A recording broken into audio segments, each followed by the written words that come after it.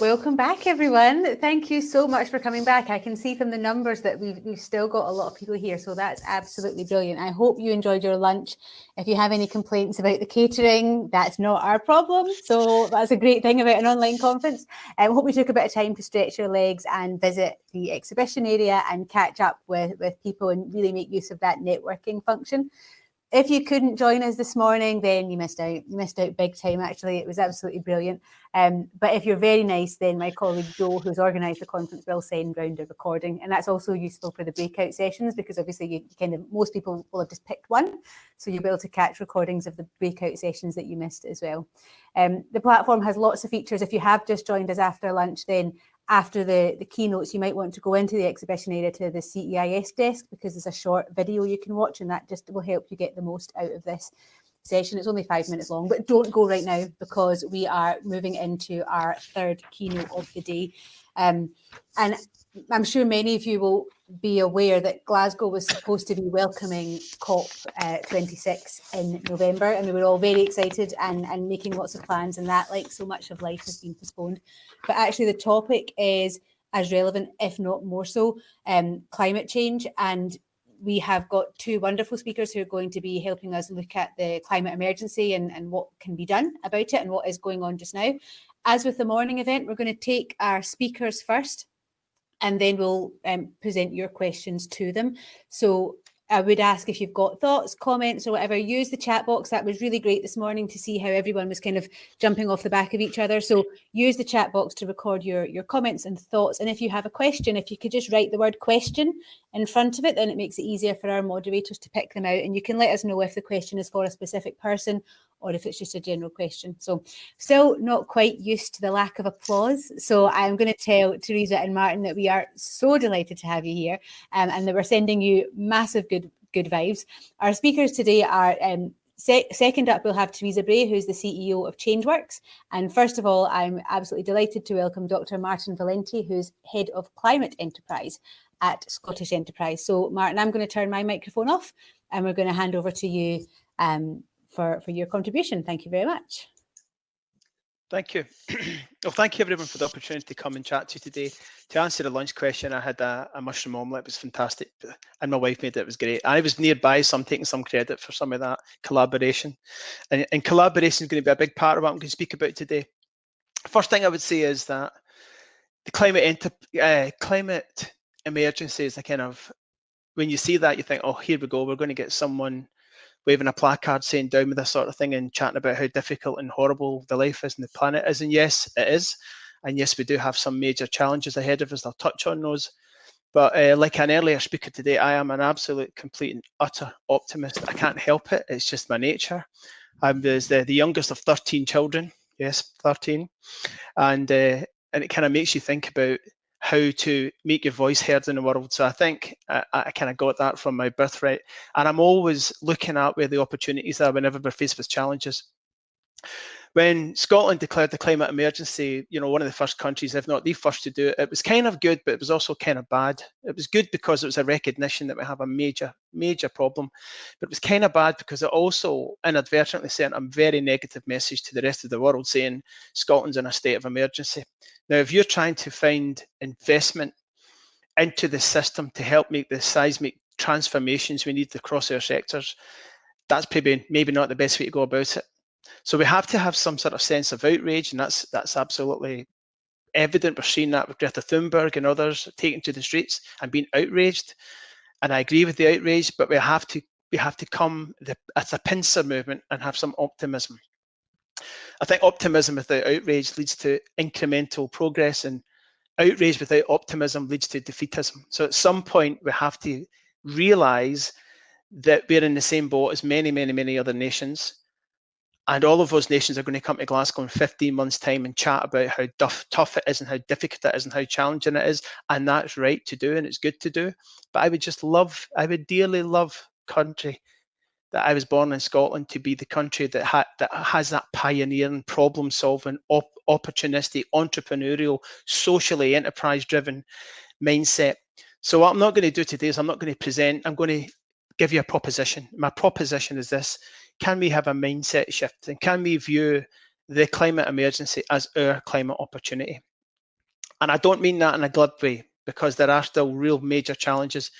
But some nations across the world are looking at how they can solve the problems, and some nations are listing the problems for others to solve, and some nations are avoiding the problem altogether.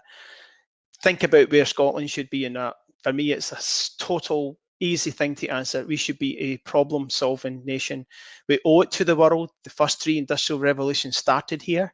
So we have this responsibility, this moral and ethical responsibility to do something in the world, and something bigger than just whinge and moan and complain about how tough it is. We know that, but we have to deal with that, and we have to deal with it from a problem-solving point of view.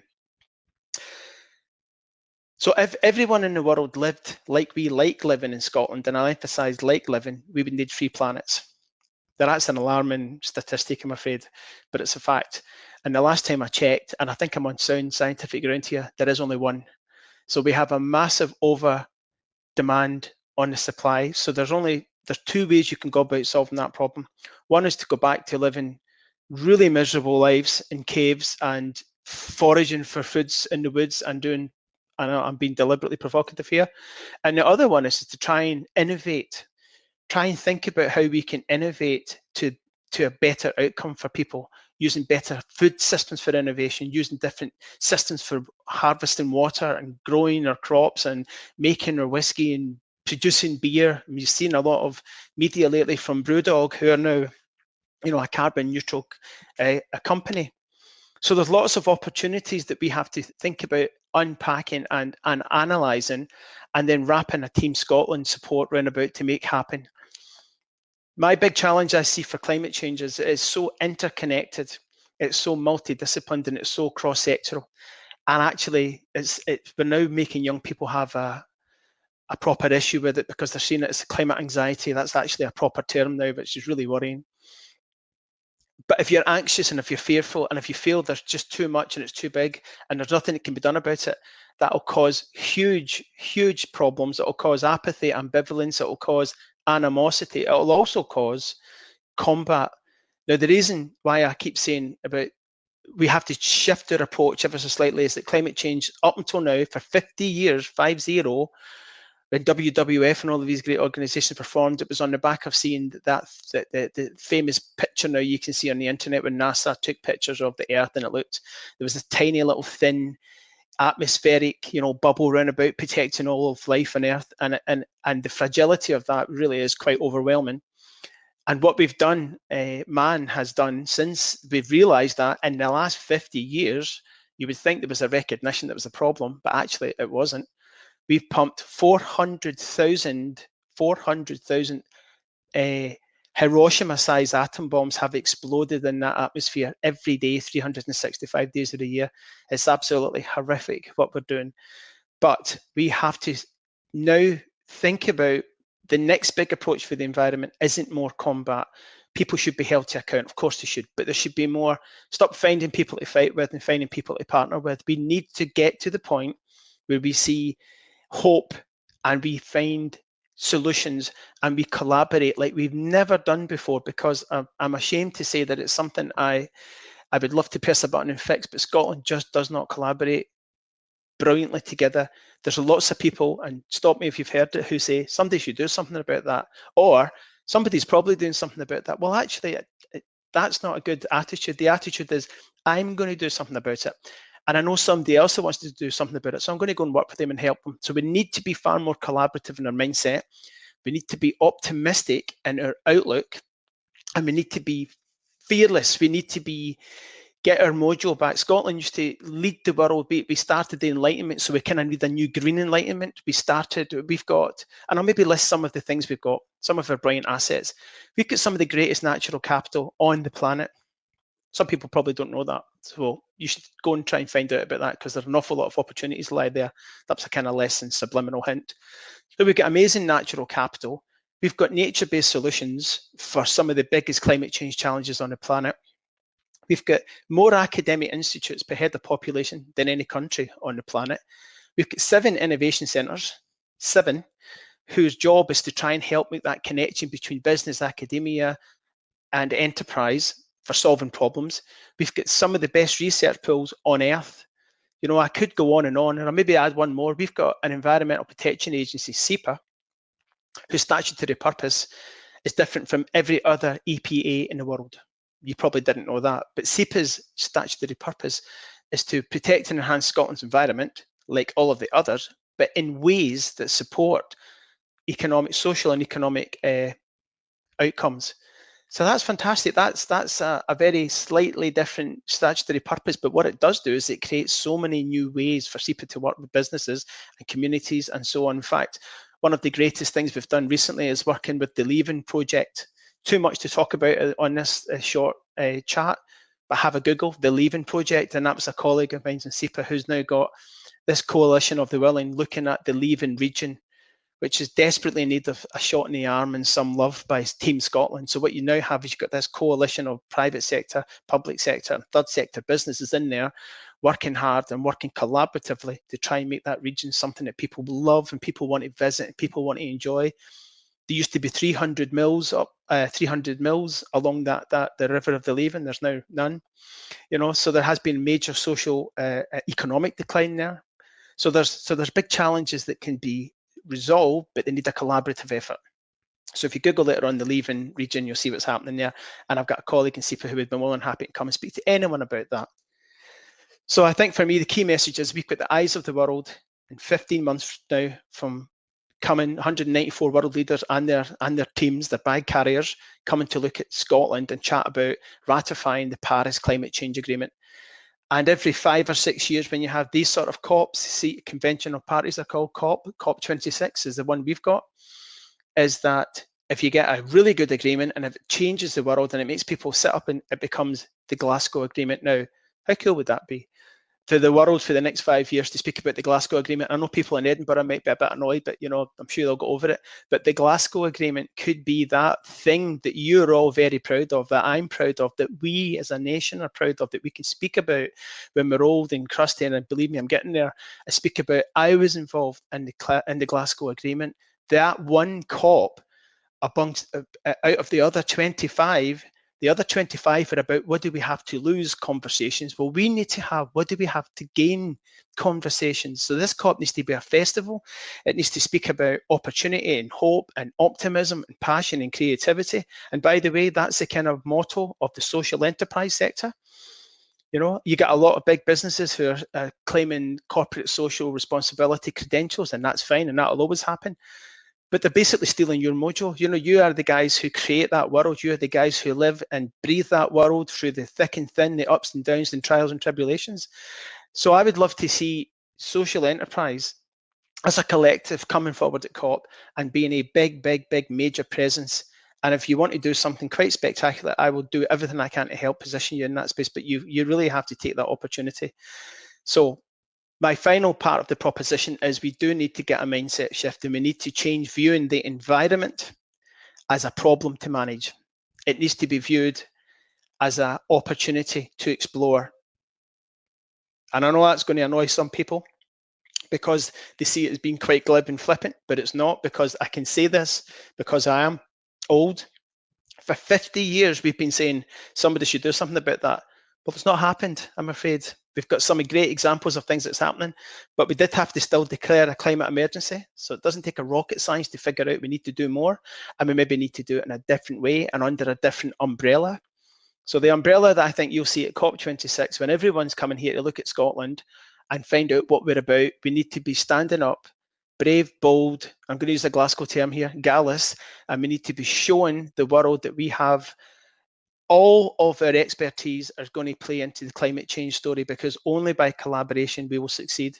You know, if we continue to combat with each other about who's to blame and what sector should be doing more and what sector shouldn't be doing more, we're going to be here for the next 50 years having the same conversations, fighting the same fights, having battles. They probably still need to happen, and they will, and that's fine. And if that's you, then go away and battle. I just honestly would see far more outcomes coming if we can cross boundaries, if we can come together, if we can speak about hope, if we can build ideas and corral ourselves about climate opportunity. So the last line I probably leave is that, you know, can we make COP26 when the eyes of the world are on Scotland? And incidentally, we will never get another COP.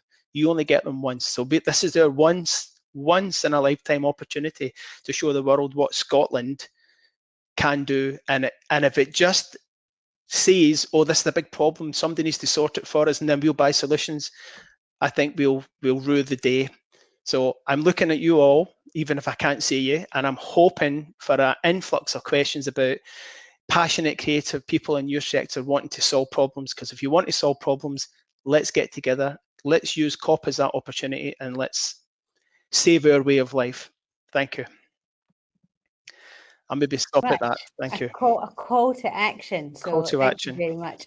I am now going to hand speaker, and then we'll take questions. So there's loads of comments coming into the chat box, but if you want to put questions in, then please do that as well. So I'm absolutely delighted to hand over to our next speaker, Teresa Bray, who is Chief Executive of Changeworks. So Teresa, again, I'm just going to mute my mic and put you front and centre. Okay, thanks, Teresa. Okay, thank you very much. Hopefully I'm going to screen. So just go on to the slideshow mode. That is working. Well done, thank you. Okay. So, no, I was very pleased to be able to be invited to take part in this conference. It's I really attended them at the morning, and I think there are a lot of people who see the opportunities that Martin was highlighting. What I'm going to go through briefly is to talk a little bit about Changeworks and the opportunities we see, but then majority of the talk about what are the opportunities for everybody in the climate emergency, since I think it does mean we're going to be living in a better world. So first of all, let's look at Changeworks. Changeworks is Scotland's leading environmental charity delivering positive solutions for a low carbon life. We've been operating for over 30 years, and I think if we were setting up now, we'd see ourselves as a social enterprise rather than as a charity. We do go through the same different viewpoints depending on who we're working with. We collaborate with Scottish Government, local authorities, housing associations, business, community groups and individuals to take meaningful, urgent action to tackle climate change. Our vision is a world for where everyone is able to live, work and enjoy life with a low carbon impact. We're not a campaigning organisation, but we do very much see our point is to actually share our expertise to find practical ways to cut carbon and to work with other organisations to do this. We're spread all over Scotland, from staff from Shetland down to the borders, and many of our services are commercial organisations. We have to compete in terms of price and quality with the private sector. We often look to work in partnership and develop 2 joint ventures, actually with the private sector, utilising our expertise and our commitment to quality and community engagement with their to marry up with their expertise in running commercial organisations. So we're very much on the commercial front of those things. We work with passion, integrity, innovation, and empowerment to our values which drive everything that we do. So to give you a little bit of an idea and to see what opportunities there might be for yourselves, one of the biggest areas is yesterday the First Minister was committed to all our buildings, our homes, our businesses, community facilities and leisure activities being carbon neutral by 2040. That's only 20 years, and if you think that we've got 2.4 million homes, how many we've got to improve? It's a huge target, but it can be achieved. The first step is improving the energy efficiency of our homes. So what is our 4 goals? You can see here some of the energy efficiency works taking place. And when these energy efficiency works, which is often targeting fuel poverty, this is a Scottish Government funded fuel poverty scheme, it really makes a big change to how the areas look and provides other opportunities for new developments as well. Communities just seeing their areas differently. There are more technical solutions needed for a range of different properties. These are relatively straightforward ones. And one of the things that is showing the opportunities is local authorities are being required to produce local heat and energy strategies, supporting them in both analysing and planning how they're going to achieve zero carbon. And there are going to be opportunities for lots of people in this field. We're also looking, it's not just about energy efficiency, but how we heat our homes and businesses is changing. Come 2040, we're not going to be using gas to heat our homes or businesses. Electricity generation and usage is changing significantly as well. It's not just about large-scale offshore wind programs, but we're going to be looking at local generation, battery storage, using electricity to heat our homes through heat pumps, using your electric car to store electricity. and to ensure that sort of this electricity that's stored can then be fed back into the grid to cope with the peaks when everybody comes home and cooks their tea. What we have to do is ensure that everybody in the community benefits from this. And at the moment, working particularly with local housing associations to see how we can install this technology so that people living in these homes are able to benefit from the technology, but also benefit from the new tariffs that are developing. I can see these projects developing further into areas where you've got local community ownership of assets. I'll be talking later about Local Energy Scotland, but there are real opportunities in new energy systems. But public finance is tight, right? And rightly at the moment, the funding's been targeted at the fuel poor. We have to look to see how we can develop business markets for the self-funded market as well. And it's not just about using heat pumps, the electrical heat pumps to heat our homes. In urban areas, dense urban areas, the norm's going to become district heating. And how do we ensure that there's not just a technical solution, but also to ensure the system works well and billing is fair, and potentially for larger community ownership as well, for having your local network owned by the local community. But for all these areas, sort of which are very much talked about the technical solution, it's clear that the big area we have to work on is how communities can be empowered to take an integrated approach to low carbon living. We've got to support communities to take action, to fulfill their dreams, make most of the opportunities there that's available to them, and to see how they can work in partnership with other organisations to make the most of their opportunities.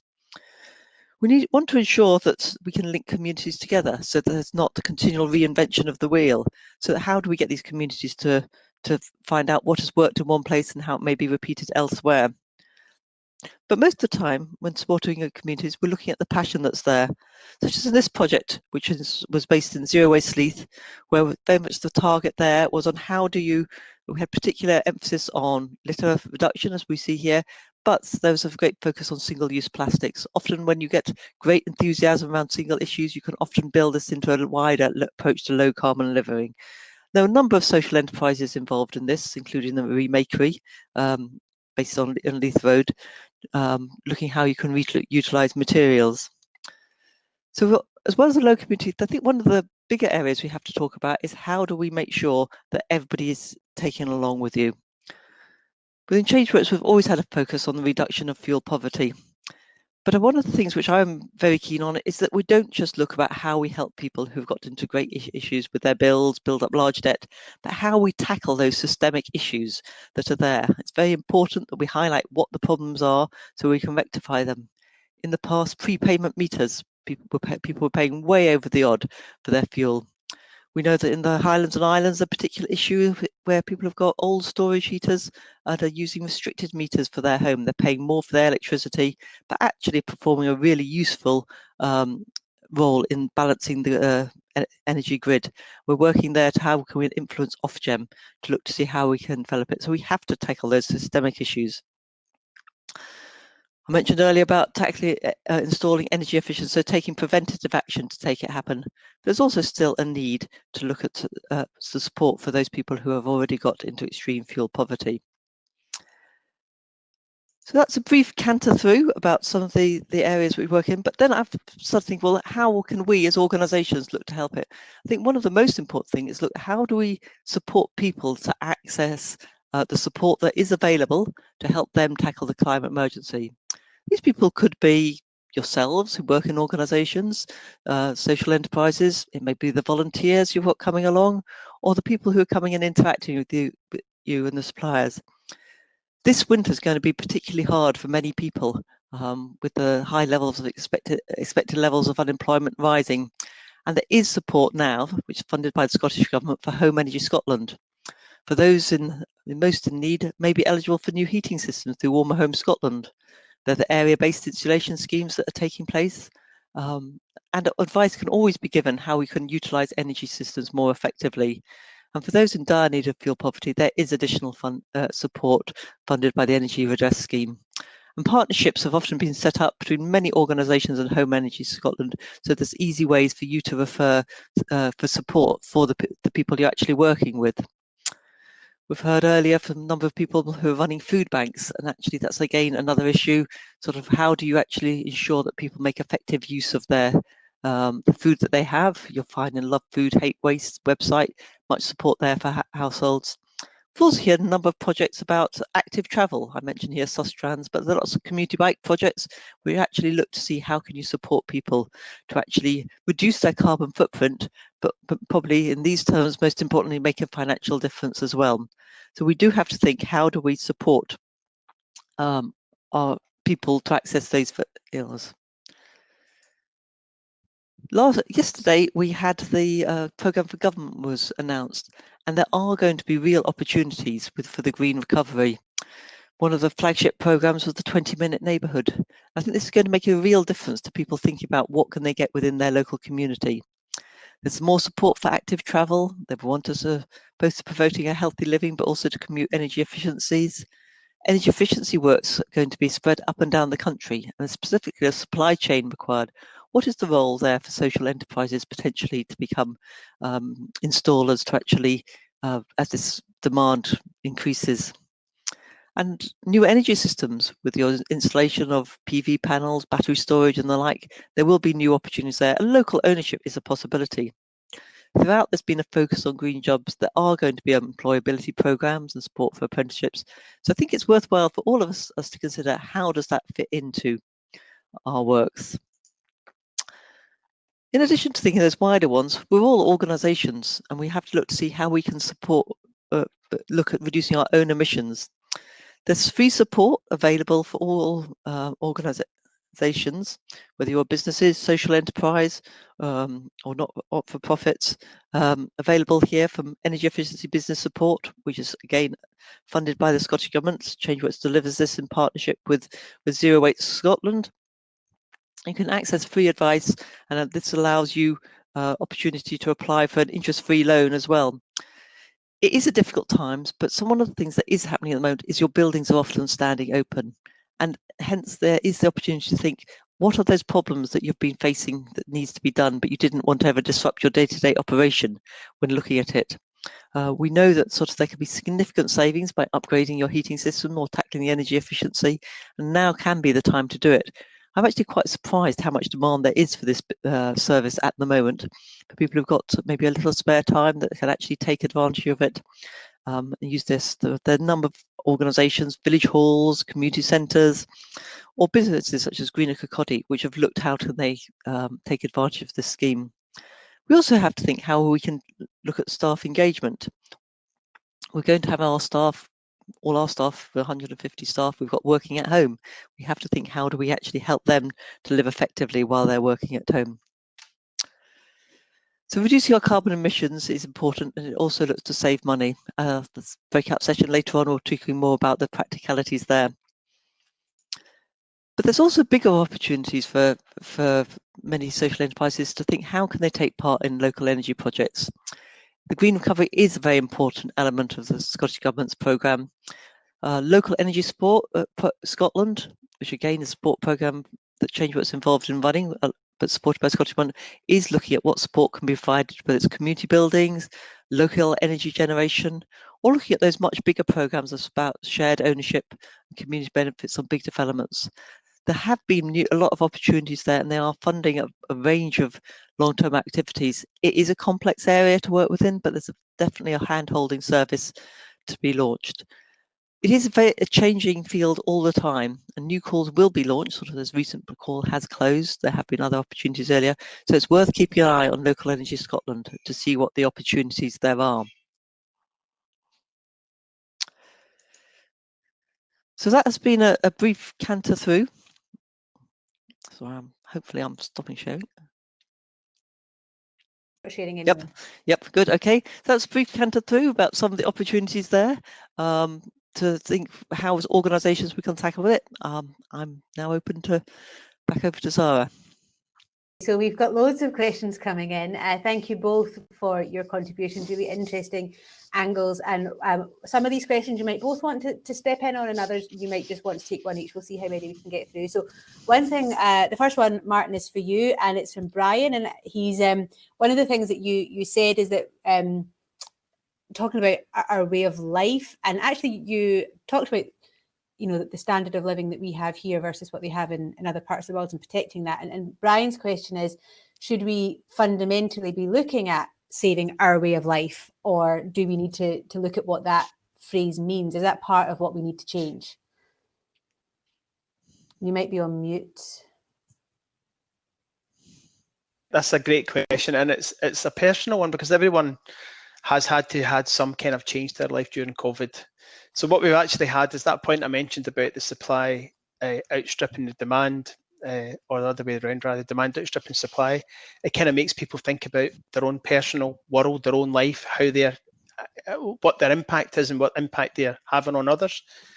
And a lot of things have happened in COVID, and a lot of people now are making links between COVID and climate change. But the problem is that climate change will never have a vaccine. You know, actually, the only solution there resides in behavioural change and business behavioural change in communities and individuals. So getting back right down to the individuals, everyone probably on this call and everyone else in Scotland and probably the rest of the world have had some impact in their life in the last 5 months. And a lot of those impacts, and it's difficult to say this against the backdrop of real hardship and some people, you know, sadly dying and so on, but some people have had very positive impacts. Some people have had an epiphany about what's important to them in their way of life, and they're thinking differently about how they want their life to go forward. We've already seen, I live in rural Perthshire, and the property developers up here said they've never seen such an influx of interest from London, of people wanting to escape the rat race and come and live in a country that's got fresh air and clean water and blah blah blah.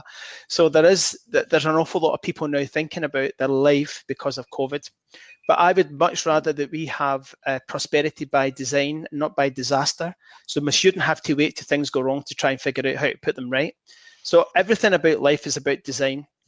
We design the life we have. Sometimes it's out of our hands and then we've got to react to it. But for me, you know, it's about making personal decisions. Our way of life in Scotland is very consumption driven. It's very carbon intensive. You know, and again, these things sound negative, but I would always couch that by saying we're one of the only countries in the world who have managed to halve our emissions since 1990. I'll let that linger. Not many people have done that. Scotland PLC has halved its carbon emissions since 1990. You know, and most other countries, to use an example, down south is 34% emission reduction by 2020. Scotland's was 42. Well, we're already sitting at 51. So, you know, when we get our mojo, when we get our belief, and when we get support, and when we have the right frameworks of government and an ambitious outlook and a collaborative outlook, we can do all sorts of stuff. But it does, back to the question, you've got to think about your own self first before we can adjudicate on everyone else. And I think if people start to say, what am I personally doing in my life that's going to have a better impact? And how does that impact on others? That's a really important thing to think about. I know of myself, I've not been in my car, I think 29th or something of February was the last day, apart from nipping along to Crieff for the shops once every month or so. And I've loved that. I didn't think I would, but I've loved it. So there's certain things that we will have to think about. We want to not go back to when we go back to normal. And some of that will require a personal choice. You know, I'm just not going to go to so many meetings anymore. I'm going to do this once I learn how to use these platforms better. I'm going to do so much more of this because life has gone on for some people and it's struggling for others. So it's a very, very difficult question, but I find it difficult at times, and this is my last point, to live in such luxury. I mean, I'm looking out the window and we've got an abundance of everything on our doorstep here. And there's people like me in Malawi who have nothing.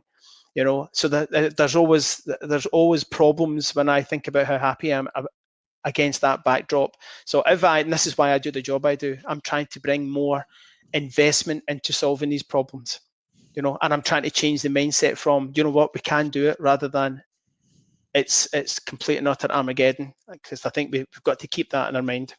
I think that's so interesting, because often what we are saying is that we expect the other half of the world to not raise their standards of living to what we have. Because in order for them to do that, then there will be a cost, like there was for us. Teresa, if you're happy to talk, I want to expand it a little bit to ask, how do we then take people with us, people who have other priorities, who maybe have, Ian said something about, you know, it shouldn't be a nice middle class pursuit. We need to bring people on, and it might be people who don't have climate emergency at the top of their agenda. Are you able to talk a little bit about how we do that?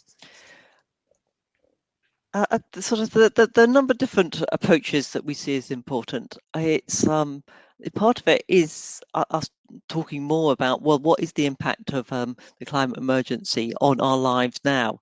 A few weeks ago, I'm here in Fife, and they declared an emergency in Fife because of the thunderstorms we have. And any one weather event isn't it's very difficult to link directly to the climate emergency, but we are going to be seeing more and more of these extreme weather events that are no longer going to be extreme. So the flooding we had, the bridges we've had, people who've lost their cars and their homes. So it does have an impact on people. And I think the more we emphasize that. But you've also got to start from what people are interested in. There was a mention earlier about young people. Young people are passionate about finding real solutions to tackle this, and they're such an important part of the community.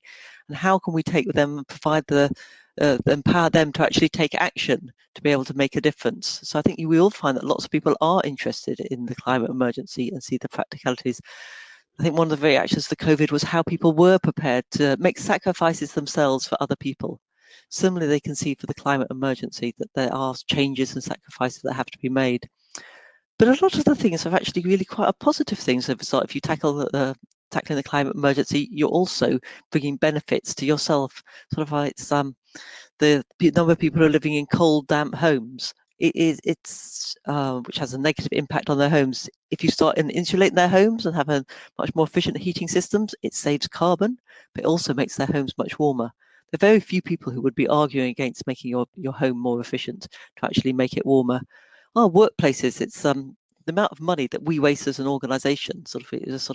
We're looking at sort of over £5,000 a year we were wasting, and we're relatively focused organisations because our heating system wasn't particularly controlled well. We decided to make an investment, and it saved which paid back in just 2 years on looking on that. So there are positive financial benefits as well to much of the actions.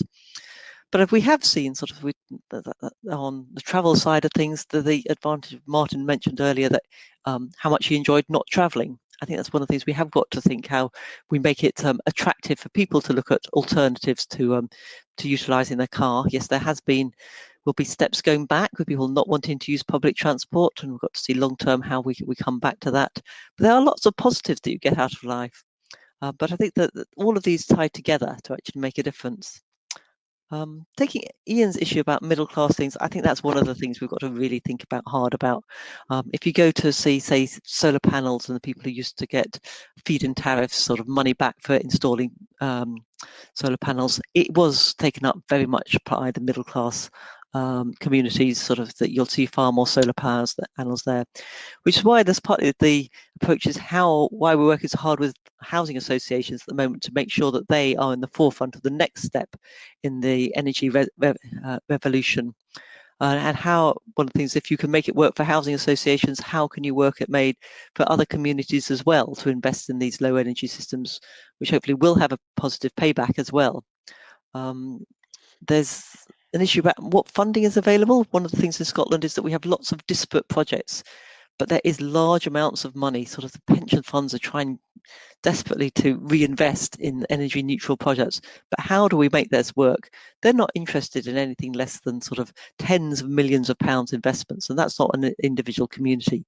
We've got to think, how do we work together better to actually take advantage of that, so all communities can benefit and not just those ones with high social capital that are able to take advantage of it. The next question is from Michael Cook, who has asked, and you can both answer this if you like, or we can see. So Scottish Government, local authorities, companies, Martin, you mentioned we declared a climate emergency, and we've now seen how the government can work in an emergency. If we look at the last 6 months, and the Cabinet Secretary this morning was saying that they were able to do in 2 months something that might have taken 2 years before. What should we be expecting from our policymakers at the moment in terms of being bold and being ambitious that maybe 6 months ago they wouldn't have dreamed of tackling? Yeah. Well, they've no excuse now, because they've shown that when they need to make decisions, they can make them. I mean, people need to follow instructions and guidance. They can do it in the main, and they can see the benefits of that. So for me, there's no hiding place now for anyone. I'm not just saying politicians, for anyone, for any businesses, for any individuals. And I'm not saying that in a negative way, although it comes out negative. But there is something about the disruptive thinker. So we need to be more disruptive in our thinking. At the moment, I think Scotland and other countries are still trying to incrementally improve the system And it goes back to what Catherine and Indy, which was an amazing, my mind was blown in that session. These guys are incredibly smart and very realistic. And systems change is absolutely vital. But if you, I'm going to use a dreadful analogy. I think sometimes Scotland still thinks like HMV model, whilst Netflix and Spotify's already gone and taking care of business. You know, but they're too focused on fixing what's here and trying to address things in an incremental fashion, when people have already said, don't bother with it, move on, do something different and make it better, and stop faffing around. You know, we have that knowledge, the expertise, the capabilities. I could go on all day long listing how smashing we are. But what I would just love to see is you believe in that. There's something about the Scottish mindset, and I've been half Scottish, half Italian, I'll get away with this, is that there's a, you know, when faced with something to do, the Italian side says, go for it, have a go. What's the worst that can happen? And if it doesn't work, at least you'll get, you know, joy out of trying. My Scottish side says, what if it goes wrong? What if it doesn't work? What if you get it wrong? What are people going to think? And I'm kind of hoping, you know, that you could be my BMI index, be more Italian, you know, start to think about solving problems and working collaboratively. And the last thing I just want to add a little point about the language. It was Ian's question. It's about bringing people involved. Everyone's speaking about saving the planet. We need to stop talking about saving the planet, because guess what? The planet's going to be fine. The planet will be here billions of years after we've all gone. We have to think about saving ourselves. We have to think about our way of life and other people's ways of life on this planet. That is where the real dilemma is. And when you bring it to a personal level, people go, oh, I can actually do something. If it's about the planet, other people think someone else is doing it. So there's a disconnect when you're talking about saving the planet and you saw a picture of an iceberg with a polar bear. That doesn't resonate in Govan, doesn't resonate in Coatbridge, doesn't resonate in many places. You know, people look and go, that's awful, somebody should do something about that. It's when it's brought home to us, right in front of our face, you know, that we have the capabilities, emphasize capabilities, we have the creativity, the passion, we have the frameworks and the systems, we just need to get on with it. So we need to be disruptive and stop trying to analyze things till you get it perfect, and just go with this, fly with the seat of your pants at times. Phone people you never spoke to before and start to come up with some big ideas, because as Teresa rightly said, there is no shortage of money. The money is everywhere. What they find difficult to invest in Scotland is size and scale. So if all of the social enterprise got together and said, we're going to make hydrogen a reality, we're going to remove 100,000 gas heating systems from people's houses, we're going to create a social enterprise, whatever it to do it together and do it at scale, and I guarantee the money will follow. Do you have something to chip in on the role that what we should be expecting from our public bodies at the moment? Yeah, I think that they are in a hard place, but I think that they are stretched as we are by doing the COVID things. But it's how they respond to us. Last year, the climate emergency did go higher up the agenda because we were demanding it, because young people were out on the streets every day, because the financiers and people's pensions were worried about it. It's how can we get that enthusiasm to taking action? I think one of the difficulties is we saw that huge demand for community involvement with COVID, but then it was shut down. And how can we build on that? Yes, in some areas people did. There are far more people wanting to volunteer than were able to take part in it. Similarly, we have got to demand more action on the climate emergency. If we look at one of the things I mentioned was Warm Home Scotland, which is specifically tackling the fuel poverty. I know that if everybody referred that any demand that was put through to these people who've got to be on qualifying benefits and live low energy efficiency homes, but there are far more of them, those people out there, than have ever come through to Home Energy Scotland. If all those people who are eligible were put through, the Scottish Government would find money to support it, because it makes sense financially. That money goes back into the local economy. It's providing local jobs. We have to put the demand there to make it happen. Yes, it's partly through our politicians. We've got to make sure we put the focus on it, but it's how do we get back to reinvigorating that enthusiasm that we had with the young people and the communities as well. Those sort of polar bears may not resonate particularly with people who are living in Craigmill or like that. It does make a difference to see how they see their community gardens, the food that they have. They are, if you insulate their areas and change how they are, it does make a difference to their community. They can get involved. So I don't think anybody should think that any sector of the community cannot get involved in demanding our policymakers actually make a difference. Yeah. You guys inspired by the programme for government yesterday? Naomi has in particular referenced the climate what role can climate hubs play, as noted in the programme for government yesterday? And there's talk of building back better, but then there's also talk of building back as quickly as we can, which probably means let's rebuild the status quo. Can you talk a little bit about how we make sure that the transition is as bold and innovative as it needs to be, but also just and fair? I'll let Teresa go first. I think I'm heading up an organisation that, yes, we suddenly went to home working. Yes, we are operating quite effectively, but we've lost that interaction, sort of the casual conversations that take place when you're walking through the office or making a cup of coffee. And I am missing that. Certainly, yes, it's great being able to engage in areas like this, but it's not the same as how you actually meet people up face to face. I think the local hubs can make a big difference. We employ lots of young people, and thinking, how do those young people start in new organizations? They often are stuck in very poor quality housing, sort of shared facilities, and currently they're sitting on their bed, using their laptop on their lap. And this is always a challenge. So I think local hubs could make a huge difference. People actually want to interact socially. And what difference would that make to the vibrant communities, instead of everybody commuting into the centre of Edinburgh or Glasgow, but you had the people within Musselburgh or Dunfermline or someone working locally and actually communicating that. And I do think there's a big opportunity, sort of, that areas such as the Melting Pot in Edinburgh, which a social enterprise provides that facility in Edinburgh. But where are all those other facilities? I think it is a unique opportunity. Funding will be available for providing those communities facilities. People will be working at home part of the time, but they will want some social interaction as well. So I think that can make a difference there. Overall, for the programme for government, it is the first steps. It's going to be interesting to see what happens with the budget as well.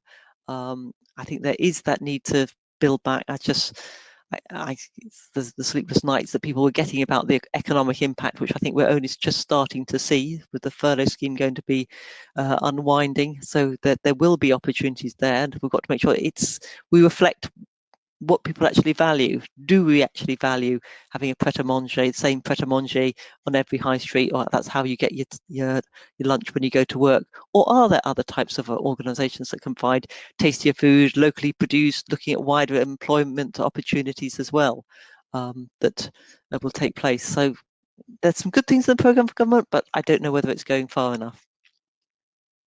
Martin? I kind of echo a lot of what Teresa said. There is a lot of good, again, being the optimist person, there is a lot of good things in there, but they're just the starter for 10, I think. What I'd like to see for programme for government next year, in the year of COP, is something really quite spectacular, because I often consider, and I mentioned at the beginning about the fragmentation of our approach. When I say ours, I mean Scotland's approach. You know, there's a nature-based solution, there's a regulated approach, there's an economic approach. It needs to be aligned. We can't, I think personally, not on behalf of my organisation, just me, just Martin Valenti, thinks that if climate change, well-being and social, outcomes is the most important thing for us, and it absolutely should be, if it isn't, is that we need to have one budget that delivers all of that. So you can't have a main course economic budget, a side dish climate change action plan, and another side dish for well-being. I think we need to try and find a way to align that, so that every year Scotland produces one plan, and that plan is to deliver social, economic, environmental success. Because if we get to that point, you don't have different routes you can go down. It is only going to go the one way. So there's something, it's a kind of a bit of a plea that our colleagues who write these plans start to think about. If I'm in the economy department, I'm going to go speak to my environment colleagues, because if I'm writing about economic opportunity, I want to know what the environmental opportunity is that can actually enhance that economic opportunity. Because we saw it again and again, this will divide the crowd, because there's certain words that divide crowds, the Bovril, Brexit and offsetting. So if you look at what Brewdog came out and announced what they're doing in offset and to make themselves carbon neutral, half of people on LinkedIn, Twitter went woohoo, another half went, well, you're just greenwashing. And that is that combative environment that I think is causing quite a lot of the problems. We can't do that to each other anymore. We need to think about the human connection and think about supporting people's decisions and helping them do the right thing. You know, we're going to have aviation and shipping for a long time until we get technical solutions. But in the meantime, I would love to get some money from these sort of sectors to help stabilise our peatlands, to help protect some of our woodlands. Because, and I know that will split the crowd on this particular grouping here, but you know, it was a committee on climate change, and I'll finish with this, Chris Stark, who said that for Scotland to transition to net zero by 2045, we have to get an awful lot of investment into the system. And to get that system, you have to have an attractive prospectus. You know, it has to have something attractive and ready to go. Do we have that yet? I don't know.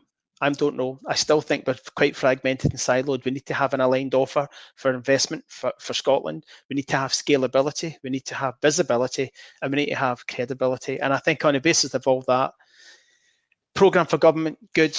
And the last one was good too, and this one's good, but the next one has to be spectacular. How does Scottish Enterprise balance the need to grow the economy and get things back and people back into work with your own position? Do you find sometimes that you've got to persuade colleagues, or is it part and parcel? Is it integrated through the decisions that are made? It's kind of, I've not had to work too hard, because actually, if you think about it, so I'm paid by SEPA, the environment regulator, and I work for Scottish Enterprise, because the two of us, the two chief executives, Terry Ahern and Steve Dunlop, think as one. So they think about the only success for Scotland in the future is an environmentally, ecologically balanced, successful, prosperous world. That's what they speak about. So it makes sense that if we've aligned in those organisations, the interventions that we can give for businesses and the ideas and the solutions, if you think about both those agencies together, no other country in the world has that. So it's really, really quite exciting. That's why my term and my job doesn't exist. We made that up. Climate enterprise. What does that mean? Doesn't matter what it means. What matters is that I'm trying to get a different shift from Scotland PLC to look at climate change as a problem that has solutions, and those solutions will come from us because of the way we work and how we collaborate. So yes, there may be sometimes this, like the oil and gas sector, for example, that's always and the landfill sector, people view these sectors as still being the villain of the piece. I don't, I'm afraid, I don't, because, we have a Just Transition Commission who gave us advice to government, and if you haven't read them, there's a report, I'll maybe get it and share it on there. Just transition, to me, in a very simplified terms, means let's not throw the baby out with the bathwater like we did with the coal sector 15, 20 years ago. When we said we don't want coal anymore, you can leave, look at what's happened, take a drive around some of the towns that had a heavy coal sector employment, intergenerational unemployment, mental health issues all over the place, social, economic, environmental decline. That's not prosperity. So we need to think about, if we're going to have the oil and gas sector's expertise, their infrastructure, their creativity, the finances involved in it, the ideas, the solutions, the entrepreneurial thinking, let's help them transition so that we have, major carbon capture and storage solutions and hydrogen solutions and geothermal heat solutions. I could go on for hours about this stuff. I won't do it, but suffice to say, it isn't easy, but no big thing that's worthwhile doing is ever easy. And if it is easy, then there's something wrong. So we just need to be a bit more collaborative. So for the last few minutes, then, if we could talk about COP and next year and making the most of that opportunity. A couple of questions have come in around how social enterprises can be part of that, how we can stand out, how we can, present ourselves best foot forward. And a question from Norman on, these big events, how we can make sure that they include ethnic minorities and people from diverse backgrounds who maybe don't feel as connected. So that's kind of two separate questions, but it's to do with COP and how we make the most of this. So I'll let each of you approach it from whatever angle you prefer. Teresa, are you happy to go first? Yeah. I think one of the issues about COP is that it's forcing the Scottish Government to actually make sure that it is an exemplar, that we have to have moving the participants around has to be done with the electric buses. We've got to ensure that they're nice programs that they're going to go and see, with scaffolding outside and energy efficiency programs that we can go and talk about things. So it's a big driver for the Scottish Government. For looking to see how you sort of, as social enterprises, engage. The other aspect is going to be the campaigning, the NGOs that come in as part of the field, as have always been part of the COP. They're not part of the main talks, but they are taking place in the surrounding areas. And how can we have their coalitions such as Stop Climate Chaos Scotland, which does try to rally everybody around for those activities to make sure we are part of those extra activities. you start seeing sort of the SECC is one of the major, is the main venue of it. What is the role for the SECC to be provided by catering from social enterprises, or to ensure that that actually is taking place? We've got to be able to tell a story. I think it's the people's story that often takes place. So how can we perhaps be a bit better coordinated and look at all these bike renovation projects that are taking place across Scotland? How can we tell the story that yes, we've got this great example we heard about earlier down in Tweedbank, that of those renovations taking place, but there are lots of these organisations taking place across Scotland. How do we tell the story of all the things that are happening in Scotland, and so we can build momentum behind that? I think that's one of the areas we're not so good at doing. I don't know, Martin, what would you like to add? So there's a UN FCCC, that's the official who run COP, and they have a theme this year called Race to Zero. So I hope someone's going to write this down, because you can do this and you can do it right now. And there's a chap called Nigel Topping, who is called the high-level champion for climate change in the UK, who's employed by the UN. And Nigel Topping, as we speak, is looking at Race to Zero initiatives. And the Race to Zero initiatives are for all non-party stakeholders. So that's us. That's us right now. So this isn't governments and regulators. They have their fora. They'll get together and chat about challenges. I would love to see a Race to Zero, social enterprise Race to Zero. And with Poonam Malik and others on the call here, we'll get together. I'm sure we can convene a little group and we'll create one. And now what happens then is, instead of being on the outside complaining about what's not happening inside, we will be on the inside challenging the people also on the inside to raise their game. So if you do a UN Race to Zero campaign, it becomes part of the COP talks. So and they'll take cognizance of it, because actually, if anything, it gets higher profile, because normally the COPs, I've been to one, they're pretty dull, not an awful lot happens. There's a lot of activists over there, and there's a lot of governments over here, and never the twain shall meet. And I think that's what we can't do at Scotland. Scotland, I mean, if you look at the logo of Glasgow, people make Glasgow. There's a big hint there. So we need to make Glasgow realise what the people of Glasgow and Scotland want, and it is a social enterprise, well-being, prosperous environment.